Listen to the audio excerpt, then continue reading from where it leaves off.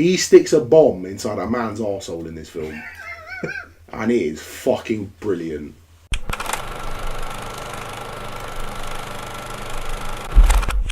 Picks of the week time. It's our favourite time. It's been a while, isn't it? Let's go with mine first. Okay. Because I have gone for one that's sort of left field for me.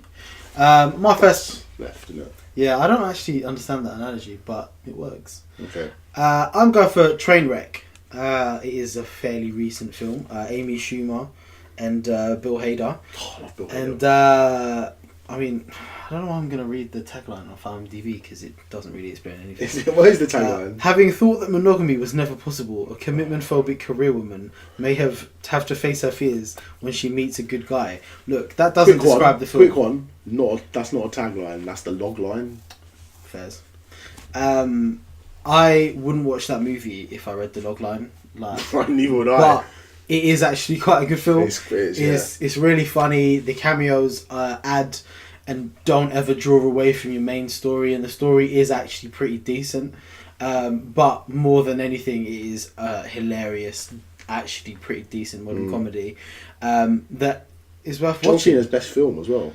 John Cena is great in that film. Do you know? Oh bloody hell! What's his name? LeBron James. Man, my man had sexual intercourse last night. So good in that film. She's great. Amy Schumer's great, and Bill Hader, as always, is fantastic. Bill Hader is the best thing Saturday Night Live has produced since Will Ferrell. That's a fact. I will fight anyone who says otherwise. But even then, like, with a bit of longevity to a certain extent, Bill Hader knows how to keep it fresh, and he's just funny. So good. It is on Netflix. Yes, it is on Netflix. You can even download it because I watched it on a train. But yeah, it's a bit long. It's a couple hours. Kate Blanchett is fucking brilliant in it as well. So good. Wait, isn't that Tilda Swinton? Tilda Swinton. It's Sorry, Tilda I'm getting Swinton. confused. It's Tilda Swinton. Yeah, similar. But everyone in the office is great. Just watch the film. Yeah, it's really good. It's good. It's good. What's your pick?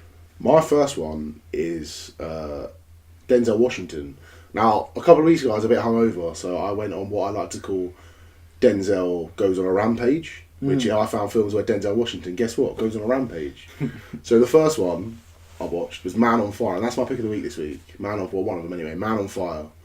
So the basic premise is Denzel Washington is this alcoholic, retired ex-Special Forces operative who gets a job as a bodyguard in Mexico for a wealthy family that has a child. So he basically drives this child to school. The child is played by Dakota Fanning, and the child is then taken in a Taken style, but before Taken.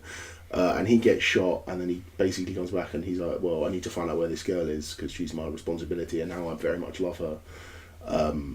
And he goes on a rampage. He sticks a bomb inside a man's arsehole in this film. And it is fucking brilliant. He cuts off a man's police officer's fingers in a car while his hands are taped to the wheel. It's Tony Scott, so Ridley Scott's brother, who also did Top Gun. Solid director. Brilliant director, R.I.P. as well. And Christopher Walken's in it as well, and a bunch of other small characters and stuff like that. And I'd like to think as well that where Man on Fire finishes, he is playing the same character in The Equalizer 10, 20 years, or however many years later. 2 years later, yeah. So Robert McCall is the character in The Equalizer, and he hints at this past that Bill Paxton brings up. What if it's the same character? What if he's John Creasy? Does he have a name in Man on Fire? John Creasy. Yeah. So what if he's like, oh, you had a nice funeral? What if he's in Man on Fire? What if he's the same character? Because again, he goes on a rampage. That's the second half of Denzel Goes on a Rampage. Because, Denzel doesn't really go on a rampage. Not often. He does make a lot of guarantees. If you've never seen that supercut, watch a supercut where Denzel makes guarantees because it's brilliant. But so Man on Fire, I watched it somewhere. I won't say where because I did the bad thing. Is it not on Netflix? That's not on Netflix. The Equalizer's on Netflix.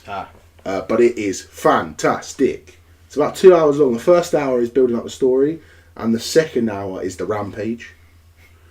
And I will say again, he puts a bomb in a man's arsehole. In the Taken sort of genre, so you've got Taken, you've got Commando, and you've got Man on Fire. Where would you put it? It goes below Commando. Good. And above Taken, obviously. Perfect. That's exactly because, where your movie is. I mean, in Commando, he kicks a man onto a metal pipe and then some steam comes out and he goes, "You need to let off some steam." Yeah. And nothing can beat that. So good. Although, a bomb in a man's arsehole, I will say again, is a very, very, very close second. Yeah. There needs to be more scenes in films where a man is chained to the front of a car. It doesn't need to be with a bomb in him. scenes. Definitely not. I don't want to see it go in. I just want to see it go off. Okay. I mean, you could just place a bomb on him. That's not a problem. No, but it's funny because it's in him. That's what makes it good. My next pick is, in a way, you know, you're either going to love this or you're going to hate it, and it is Mel Gibson's Apocalypto. I love this film. I know that Bill doesn't enjoy it as much, but it is. I'm going to read the logline again because it's a very quiet film, and it's without. I don't want to describe too much of it. Isn't it in a dead language? Isn't it like a dead Incan language or something like that? Yeah. But then, even then, there's not that much dialogue in this film. And as the Mayan kingdom faces its decline, the rulers insist the key to prosperity is to build more temples and more human sacrifices. So Jaguar Paw, who is the guy that you're following in the film, that's a sick name. Is a young man who captured for sacrifice and runs away because he don't want to die. It is one of those films where you are spending a lot of time, you're just sort of focusing on what's going on around him. It's quite a dark and violent film, and obviously it's jungle, and it's very immersive in the way that it's shot. Mel Gibson's very good at doing that, and he doesn't shy away from anything brutal, which you will get a bit in this film. It is quite long, but it is worth sitting down and enjoying. I still think it's his best film. I mean, Hacksaw Ridge is very close to it, but it is Mel Gibson still before Mel Gibson did the bad things. Well, I mean, this was him moving off from trying to get away from that, you know. And I think Mel Gibson as a director has a clearer voice than Mel Gibson as an actor. And because Mel Gibson as an actor is about as scatty as a man with schizophrenia. But he can turn it on in the most random times, like him in Expendables 3. Yeah. He's the only person acting, and I don't know about that. I mean, like, he does. There's a monologue he has in that film, that's and true. I'm like, oh shit. Yeah. But him as a director is consistently good, and Apocalypto is the peak of that for me. The top of the temple, one might say. Please leave. What's Harry's pick? My final pick is a film called Heist. Now, there are two heists. It is not the shit one with Robert De Niro from 2015. But this one, Tower Heist with Eddie Murphy. It's not Tower Heist with Eddie Murphy. I do like that film though. No, it's got Gene Hackman in it. It's from 2001.